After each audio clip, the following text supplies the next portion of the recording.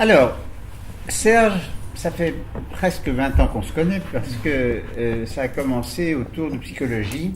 Serge était déjà dans les parages parce que il a commencé en fait avec une bande dessinée dans psychologie. Mais c'est un récidiviste parce que c'était comme ça qu'il avait également présenté sa thèse de médecine. Ça fait partie de la légende, mais elle est sûrement exacte. Elle est exacte. Voilà. Et donc nous avons devant nous, et la raison pour laquelle je crois qu'on s'est un peu attaché à son parcours, c'est que quelqu'un qui, psychanalyste, psychiatre, absolument capé dans tous ces domaines, et qui présente sa thèse de médecine en bande dessinée, peut être un peu intéressant. Voilà. Il n'est pas entièrement sérieux, donc il nous plaisait beaucoup. Ce qui est intéressant, c'est que Serge, du fait de son métier, évidemment, s'occupe d'individus. Il a un échantillon de ce qui se passe dans l'époque. Et comme il a un intérêt beaucoup plus large, il s'est petit à petit fait spécialiste du rapport entre les humains et cet environnement technologique qui est le nôtre. Lui, il observe ça, il analyse. Et ces derniers temps, il s'est particulièrement intéressé aux robots. Là, ce soir, j'ai eu envie de retourner un peu c'est une espèce de selfie, c'est-à-dire qu'on retourne le champ contre soi-même en disant, au fond, nous, est-ce que nous ne sommes pas déjà un peu robotisés? Vous vous souvenez tous de ces images très fortes qu'il y avait dans Métropolis, où on voyait les travailleurs qui arrivaient en scandant le pas et en masse dans ces couloirs, et ensuite qui s'accrochaient à ces horloges et à ces machines qui étaient déjà robotisées. Alors évidemment, depuis, les robots ont très largement pris la relève. Il n'y a plus personne qui fait le métier de ce que l'on montrait dans ces films, ces premiers films. Mais nous avons le sentiment, et en fait, nous faisons des travaux plus élaborés. C'est ce que nous pensons. Mais est-ce que finalement, dans une ou deux générations, avec l'évolution des choses, même ce que nous faisons ne sera pas repris par des robots, et que nos petits-enfants regarderont les films que nous faisons, on a la même impression que nous en regardant les films de Chaplin ou de Fresson?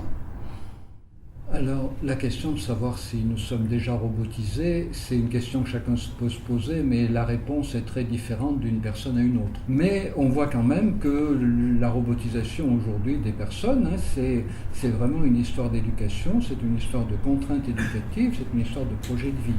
Alors, qu'est-ce que les robots vont changer là-dedans? Les robots vont nous entraîner à avoir des relations avec des créatures à la fois fascinantes et répulsives, les robots eux-mêmes. Ces machines qui auront une apparence humaine vont être des humains sur mesure, c'est-à-dire ça va être des humains qui vont nous répondre ce qu'on a envie d'entendre. Alors est-ce que c'est une fatalité? Non. C'est une fatalité uniquement parce que les fabricants ne vont pas s'aviser de fabriquer des robots qui ne nous répondent pas ce qu'on a envie d'entendre, parce que ça serait commercialement un suicide. Et donc du coup, les robots qui vont être fabriqués dans le système qui est le nôtre vont être des robots qui vont nous caresser sans arrêt dans le sens du poil. Et c'est là que la question que tu poses revient en force. Quels seront ceux parmi nous qui arriveront à ne pas préférer, dans une telle situation, des robots toujours prévisibles et toujours gratifiants à des humains toujours imprévisibles et fort peu gratifiants? À mon avis, il n'y aura que les héros qui arriveront à résister au désir de préférer avoir des relations avec des robots qu'avec des humains. Voilà, donc de ce point de vue-là, nous ne nous robotiserons peut-être pas, mais nous attendrons que nos proches se robotisent. L'illusion de la liberté restera complète. Mais en revanche, ce qui se passera, c'est que nous attendrons de nos proches qu'ils se conforment à nos attentes sur eux, et nos proches, pour avoir nos faveurs, se conformeront aux attentes que nous avons sur eux. Moi, mon idée, c'est que les robots arrivent au mauvais moment. Les robots seraient arrivés au milieu des 30 Glorieuses, probablement ils auraient été intégrés dans la vie sociale autrement. Ils auraient trouvé une place différente. Aujourd'hui, les robots arrivent dans un moment de notre histoire où il y a deux phénomènes majeurs qui préoccupent tout le monde. D'un côté, c'est la crise économique, et d'un autre côté, c'est le terrorisme. terrorisme. Donc crise économique, eh ben, évidemment les robots vont être mis à contribution pour relancer l'économie. Donc on rentre dans la logique en vendre le plus possible et pour ça les rendre les plus attrayants possible. Et puis ils arrivent au moment du terrorisme, ça veut dire quoi? Ben, ça veut dire possibilité de transformer chaque robot en instrument d'observation et de transmission d'informations sur son environnement. Voilà. Donc il est probable que les robots arrivant maintenant seront beaucoup plus mis à contribution comme des supports de transmission des données personnelles de leurs propriétaires que s'ils étaient arrivés dans un climat politique et social où il y a moins d'inquiétude quant à des mouvements terroristes possibles. Voilà. Donc pour ces deux raisons, c'est vrai qu'ils arrivent au mauvais moment. Quand on parle des robots, on a évidemment ce fantasme ou cette image d'individus qui sont des machines avec des bras et des jambes et des yeux. Mais en fait, ça, c'est la partie émergée, si je puis dire.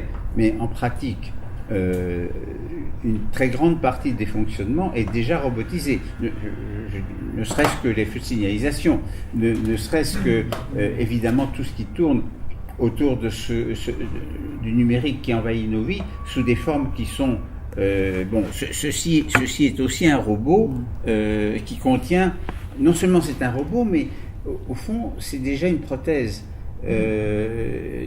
qui fait qu'une partie de nous-mêmes est déléguée. Est-ce qu'on n'a pas déjà ce sentiment que nous externalisons une partie de nos fonctions? Oui, tout à fait. Ce qui va changer en revanche beaucoup avec les robots, c'est que les robots vont pas être seulement des objets qui vont être à notre disposition pour prendre le relais d'un certain nombre de fonctions, c'est des objets qui vont nous interpeller. Mais en revanche, le jour où on aura une machine qui nous dira est-ce que ta journée a été bonne, j'ai vu sur le GPS que tu as traversé un embouteillage, voilà, qui nous parlera comme un humain pourrait nous parler, ça va complètement changer la relation aux machines. Mais en même temps, moi je crois que la transition va se faire extrêmement vite. Et donc du coup, on passera d'un interlocuteur traité comme un objet très sophistiqué à un interlocuteur traité comme un humain. Tu as raison, le smartphone est la première machine, et d'ailleurs ça ne nous pose pas de problème, qui nous invite à passer sans cesse d'un usage à un autre. C'est-à-dire j'ai différencié dans mon bouquin Le jour où mon robot m'aimera, qui a un sous-titre qui n'est pas négligeable, s'appelle Vers l'empathie artificielle. Et donc dans mon bouquin, je différencie les 4 fonctions que l'être humain a toujours attendues de ses objets, qu'il a toujours donné aux outils qu'il fabriquait. Bon, il y a la fonction esclave, donc voilà, le silex, qui prolonge la main, mais le marteau, le tournevis, la pelleteuse, tout ce que vous voulez, les machines, des machines éventuellement automatiques, voilà, mais qui accomplissent on les programme, elles accomplissent une fonction. Elles peuvent l'accomplir avec la main, ou avec le pied pour l'accélérateur, ou toute seule, machine esclave. Alors la deuxième fonction, c'est la machine témoin. La machine témoin, notre appareil photo qui enregistre constamment, qui a enregistré depuis l'invention de la photographie, on fait des photos de ses enfants, de soi-même, de sa vie, voilà. Fonction témoin. Troisième fonction complice, alors que les objets ont toujours rempli. Fonction complice, c'était notamment les objets sexuels, les godemichés ont toujours été des objets complices. Et puis, il y a eu des objets partenaires, il n'y en a pas eu beaucoup, mais à mon avis, un bel exemple d'objet partenaire, c'est l'instrument de musique. Tous les grands musiciens disent à quel point il faut qu'ils comprennent leur instrument pour que leur instrument les serve. Donc il y a un vrai dialogue. Voilà. Et bien aujourd'hui, votre smartphone, c'est le premier appareil technologique à avoir ces 4 fonctions intégrées, esclave, témoin, complice et partenaire, et vous passez de l'une à l'autre sans même vous en rendre compte. Et c'est le meilleur outil. Alors, utilisez votre smartphone. C'est la meilleure manière de vous habituer à utiliser les robots dont vous disposerez demain. Mais encore une fois, le téléphone mobile est l'objet qui nous permet aujourd'hui de voir à quel point nous passons en douceur d'un raisonnement, d'une relation au monde qui différencie des catégories à une relation au monde qui différencie des fonctions. Et c'est pour ça d'ailleurs que les catégories humain-non humain risquent d'être assez vite fragilisées. Vous savez sans doute qu'il y a des gens qui déjà réclament que les robots aient des droits. Si les robots ont des droits, le premier droit qu'ils vont demander, c'est celui de ne pas être débranché. Alors à 2 choses. Alors je dirais il y a les confusionneurs il y a les, comment dire, il y a les gens, il y a les, comment on pourrait les appeler, il y a les gens qui sont dans la confusion et il y a les gens qui risquent de créer la confusion. Alors commençons par les gens qui risquent de créer la confusion mais qui ne sont pas dans la confusion. Alors c'est ceux qui disent les robots seront toujours des machines à simuler, voilà, plus ou moins perfectionnées, au moins à échelle humaine, hein, c'est-à-dire les robots que je connaîtrai, que vous connaîtrez, que vos enfants connaîtront, ça sera des robots construits avec des briques non biologiques, c'est-à-dire du plastique, du silicium, etc. Alors il y a ceux qui disent les robots non biologiques, ça sera toujours des machines à simuler, il n'y a aucune raison de leur donner des droits, voilà, mais, en revanche, l'être humain, le pauvre être humain est ainsi fait que quand il voit un robot être malmené, il en souffre. Vous avez une formidable illustration, c'est la vidéo du robot Atlas sur Internet, qui est ce robot qui a été mis au point par une équipe rachetée par Google. Donc c'était une entreprise de robotique militaire qui a été rachetée par Google il y a 2 ans, et donc la vidéo le montre marcher dans la neige. Et c'est très impressionnant parce que comme il marche dans un terrain accidenté recouvert de neige, à certains moments, il enfonce ce qu'il faut bien appeler sa jambe, sa patte dans la neige, et il arrive à retrouver sa position, il arrive à continuer à marcher, et on a l'impression d'un brave trappeur intrépide hein, qui affronte les éléments en mode de l'admiration. Hein, la marche est remarquable. Et puis ça dure quoi, 1 minute et demie, et puis après on voit le même dans un entrepôt qui transporte des caisses. Il n'a pas de main, il a encore des pressoirs. Le jour où il aura des mains, il sera beaucoup plus humain. Il n'a pas de visage non plus, il n'a pas de main, mais en revanche, il a des attitudes très humaines. Et à ce moment-là, on voit un chercheur qui arrive et qui tape sur la caisse que prend le robot pour l'empêcher de la prendre. Chaque fois, le robot se déplace et prend la caisse, voilà. Et alors, le chercheur, après, va essayer de faire tomber le robot en le poussant en avant. Alors, le robot est déséquilibré, mais il arrive à se récupérer. Tout le monde pousse un « ah » d'admiration. Et après, le chercheur vient derrière le robot et d'un coup sournois fait tomber le robot. Et tout le monde dit « oh ». Et le robot se relève et tout le monde dit « ah ». Et alors, après, dans les minutes qui ont suivi, torrent d'internautes, enfin torrent de protestations d'internautes qui ont déclaré laissez donc les robots tranquilles, arrêtez de persécuter les robots. Parce que ce robot nous est tellement sympathique quand on le voit marcher dans la neige et quand on le voit essayer de porter les caisses qu'on ne peut pas s'empêcher de souffrir pour lui. Il y a une autre catégorie de gens, une autre catégorie de, pas trop de chercheurs, plus d'avocats, qui disent on va créer des droits aux robots en disant il y a une différence considérable entre mon grille-pain et mon robot. Vous n'allez pas me dire que c'est la même chose, disent ces avocats, et donc c'est très important qu'on crée pour les robots une catégorie spécifique. Mon grille-pain, je ne donnerai jamais, disent ces avocats, des droits à mon grille-pain, mais mon robot n'est pas comparable à mon grille-pain parce qu'il crée des interactions, parce qu'il y a du deep learning, il peut évoluer, et donc du coup ça justifierait, disent ces avocats, de donner une entité juridique au robot qui ne serait pas l'entité de l'homme, qui ne serait pas l'entité de l'animal, qui ne serait pas l'entité de l'enfant sous tutelle des parents, mais qui serait une nouvelle entité qui accorderait des droits au robot. Voilà. Et donc, moi je leur réponds, mais entre le grille-pain et le robot, c'est vrai qu'il n'y a pas beaucoup de points communs, c'est vrai, vous avez raison, mais entre un silex et un grille-pain, il n'y en a pas non plus. Donc, quand on a inventé le grille-pain, on aurait pu dire qu'il faut donner des droits au grille-pain, parce que c'est pas un silex quand même, le grille-pain. Donc, il y a une telle fossé technologique entre le silex et le grille-pain que ça justifie de donner des droits au grille-pain. Vous voyez le truc. Parce que si on donne des droits à des robots qui aujourd'hui sont fabriqués avec des briques non biologiques, quel droit est-ce qu'on donnera à des robots fabriqués avec des briques biologiques Justement, avant même les robots, est-ce que c'est pas une tendance très ancienne et fondamentale chez les humains de se projeter dans des objets? Ça a été comme ça au début des voitures. Nous avons tous vu une époque où quand on rayait l'aile de votre voiture, le type sortait comme si on l'avait agressé physiquement. C'était sa carrosserie, c'était sa peau. Et puis ça s'est un peu banalisé. L'être humain n'aurait jamais créé aucun objet si ce n'était pas projeté dans le monde. Je veux dire, pour fabriquer un bon silex, il faut se projeter dans la pierre, parce que sinon vous tapez dessus dans tous les sens et ça éclate et ça ne donne jamais un bon silex. Je veux dire, il y a quelqu'un qui a écrit des pages remarquables là-dessus, c'est Bachelard, dans ce qu'il appelle la rythme-analyse. Le fait qu'un humain qui a affaire à un morceau de bois, qui a affaire à un morceau de métal, qui a affaire à une pierre, doit forcément en permanence se projeter dans l'objet et se réinstaller dans son propre psychisme. Et que c'est ce va-et-vient permanent que Bachelard appelle de ce joli nom de rythme rythme-analyse, Bachelard opposait à l'époque la rythme-analyse à la psychanalyse. Il disait la psychanalyse, ça ne sert pas à grand-chose, il faudrait faire aux patients de la rythme-analyse, c'est-à-dire faire travailler la matière. Et donc si l'être humain ne pourrait jamais transformer la matière s'il ne se projetait pas dans la matière. Et donc ce va-et-vient permanent fait que l'être humain crée des objets. Et alors les objets qu'on achète tout fait, vous allez me dire, quelle utilité de se projeter en eux? Ben si, pour arriver à les utiliser et pour arriver à les aimer, à s'y attacher. Regardez, beaucoup de gens, beaucoup de travailleurs manuels ne supportent pas d'utiliser les outils de quelqu'un d'autre. Ce va-et-vient fonctionne beaucoup mieux avec des objets dont nous sommes familiers. Notre culture occidentale a toujours très gravement sous-estimé l'attachement que nous portons aux objets. Parce que l'attachement aux objets n'est pas reconnu comme quelque chose de valable dans notre culture. Bon, pour des raisons de consumérisme, mais aussi pour des raisons chrétiennes et philosophiques. Hein, avec le christianisme, avec Descartes et avec la société consumériste, on a la totale pour être invité à ne pas s'attacher à ces objets. Mais c'est dramatique, parce que c'est normal que nous attachions à nos objets.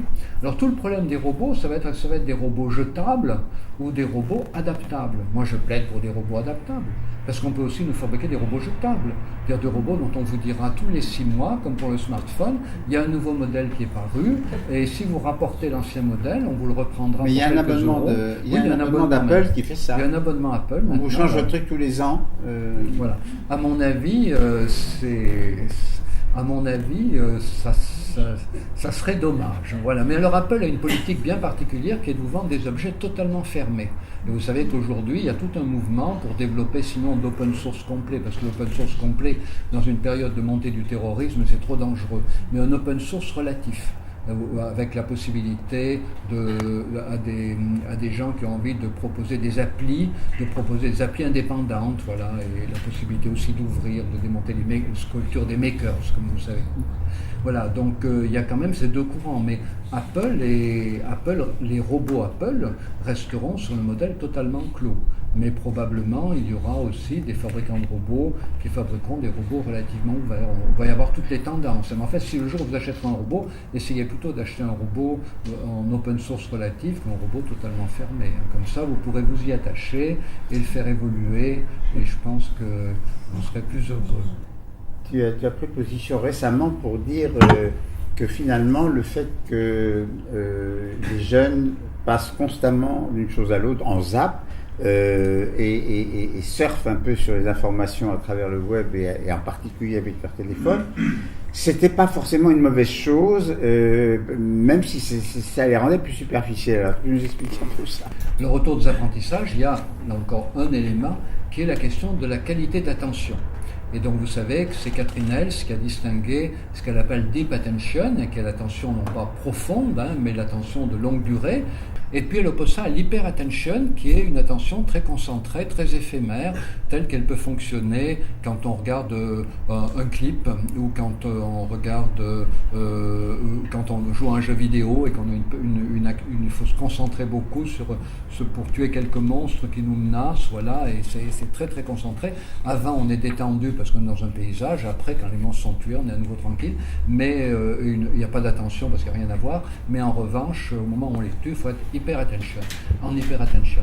Et donc, du coup, autour des travaux de Catherine Hels, il y a toute une espèce de mouvement qui s'est organisé sur le mode pleurnichard. C'est-à-dire, quelle tristesse, les jeunes n'ont plus la bonne vieille attention prolongée, ils sont toujours dans l'attention éphémère. Ah, si on pouvait revenir dans l'ancien temps.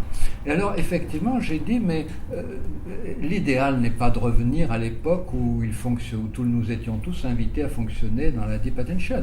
L'idéal, c'est d'arriver à fonctionner aujourd'hui à la fois avec l'une et avec l'autre. Et donc, c'est pour ça que j'ai dit deux choses. J'ai dit d'abord, utilisons l'hyperattention pour la pédagogie. Il faut que les pédagogues apprennent à utiliser l'hyperattention pour faire travailler les élèves. Voilà. Mais j'ai dit aussi, il faut aussi cultiver des formes d'attention de longue durée.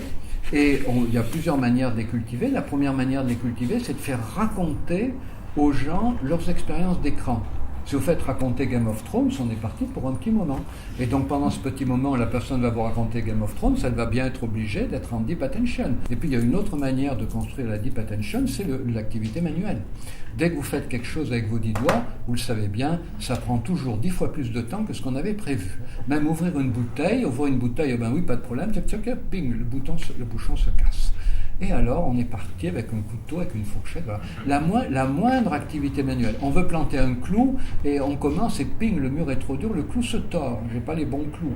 Voilà. Ou alors on se tape sur le doigt, ou alors on fait le plâtre éclate. Il faut le remettre. Dès qu'on touche à quelque chose avec ses 10 doigts, tout est beaucoup plus long que ce qu'on avait prévu. Et on est dans la deep attention. On est obligé de maintenir un projet sur le long terme pour arriver à obtenir ce qu'on veut faire.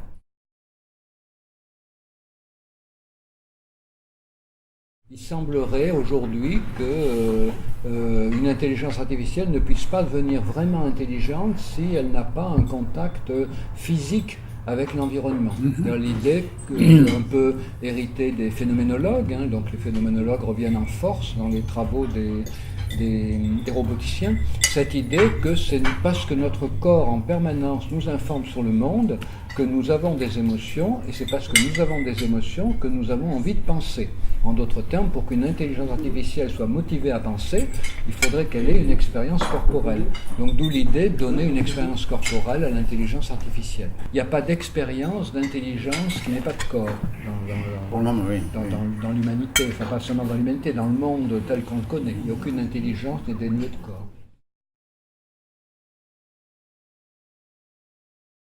La voiture connectée, il faut bien comprendre que ce n'est pas seulement une voiture dans laquelle vous vous asseyez et qui vous emmène là où vous avez envie d'aller.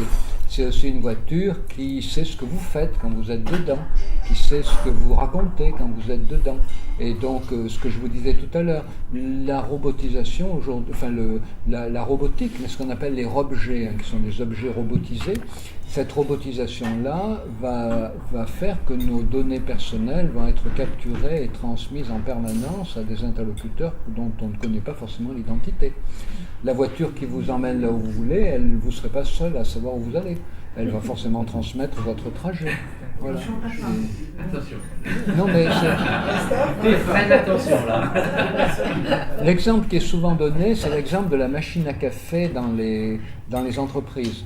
Bon, beaucoup de gens vont à la machine à café, ils se font un café, voilà, les syndicats ont réussi en général à obtenir qu'il n'y ait pas de caméra de vidéosurveillance qui filme les gens qui vont à la machine à café, donc ils sont tranquilles. Alors la machine à café robotisée, c'est quoi? C'est vachement bien, vous allez vers la machine à café, elle vous reconnaît, elle vous dit bonjour Tartampion, c'est 11h du matin, est-ce que tu veux le même café qu'à 11h tous les jours? Ben vous dites oui, voilà, alors elle fabrique votre café, vous êtes très content, et puis elle enregistre tout, quoi. Elle sait qui vous êtes, elle sait à quelle heure vous venez, elle sait combien de fois vous venez, elle sait ce que vous buvez. Et si vous allez trop souvent à la machine à café, vous recevez une note de votre compagnie d'assurance qui dit que si vous continuez à consommer autant de café, vos primes vont augmenter. Non mais c'est vrai, c'est aussi bête que ça. Ça, j'en parlais tout à l'heure, on va vers avant de venir ici, on va vers un système de santé où la mutualisation sera annulée par les progrès de la médecine personnalisée. Plus nous aurons une médecine à la carte, et plus nous paierons des taxes, plus nous paierons des trucs d'assurance, des primes d'assurance, non pas en fonction de notre état de santé, ce qui serait inique, mais en fonction du souci que nous en aurons. Donc la médecine personnalisée, c'est aussi une parfaite connaissance de l'ensemble de vos comportements par vos compagnies d'assurance et des primes à la carte. Donc d'une certaine manière, la fin de la mutualisation.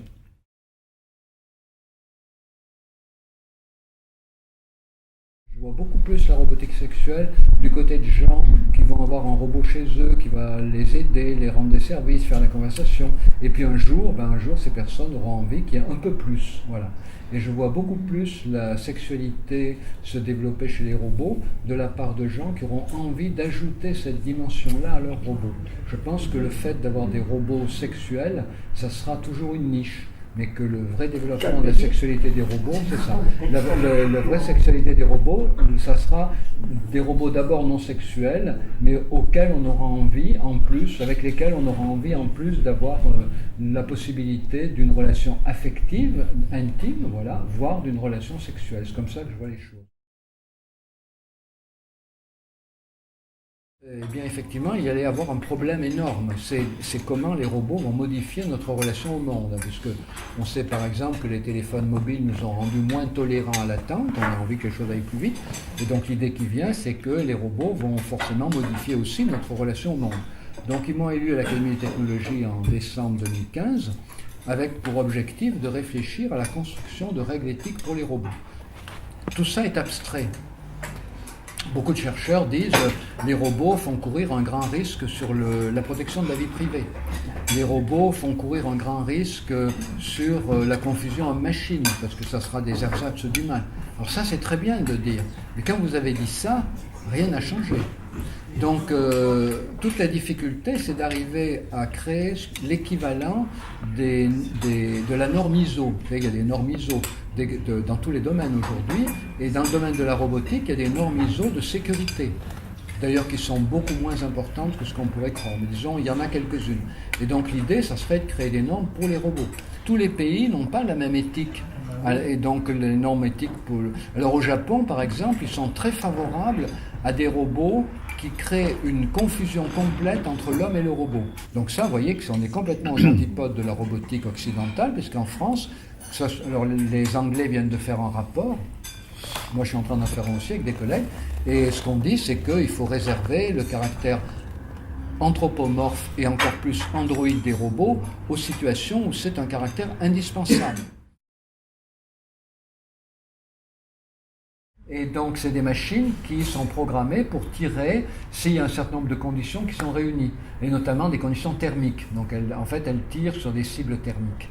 Dès qu'il y a quelque chose qui émet une chaleur cutanée, une chaleur humaine, une chaleur animale, elle tire. Qu'elle tue un animal ou qu'elle tue un humain, peu importe, elle tire dès qu'il y a un capteur, voilà. Mais un capteur thermique, voilà. Mais elle pourrait très bien être relayée à un soldat qui, une fois que la chaleur atteindrait un certain niveau, déciderait de mettre en route la machine, quoi. Et donc c'est pour ça que les robots tueurs, ils ont l'autonomie, mais c'est en fait une autonomie totalement programmée. Donc la question, c'est comme les drones. Toute la question, c'est de connaître la programmation. Et ça, c'est la chose qu'on n'arrive pas à connaître. Le grand problème, c'est pas que les robots aient des programmes, c'est qu'on arrive à connaître un jour les programmes qu'il y a dans les robots. C'est ça le grand problème. Et qu'on aura beaucoup de peine à connaître les programmes des robots. Un grand combat pour la liberté, ce sera de connaître les programmes des robots. Qu'il y ait un robot tueur, ça ne me choque pas. Qu'on ne connaisse pas le programme du robot tueur, ça me choque beaucoup. D'ailleurs, je demanderai à connaître le programme. Oui, bien sûr. C'est pas leur préoccupation. N'oubliez pas qu'ils sont libertariens à l'origine. Les libertariens, c'est des ennemis de l'État. Ils ne veulent pas d'école, chaque parent élève ses enfants comme il veut. Ils ne veulent pas de sécurité sociale, chacun se soigne comme il veut. Ils ne veulent pas de vaccin, chacun gère sa santé comme il veut. Les libertariens considèrent que les lois d'un État sont toujours liberticides, qu'il faut qu'il n'y ait pas de loi et que les gens règlent leurs problèmes comme ça, entre eux, voilà. Donc les libertariens ne vont pas créer un mouvement politique. Ils ont des campagnes publicitaires très actives pour recueillir des fonds, mais aussi, ça coûte très cher, mais aussi pour convaincre les populations du bien fondé de leur position. Mais c'est un mouvement qui s'appuie sur l'Internet, sur l'économie à l'Internet. Ce n'est pas un mouvement qui s'appuie sur le politique. Merci infiniment, Serge. Voilà.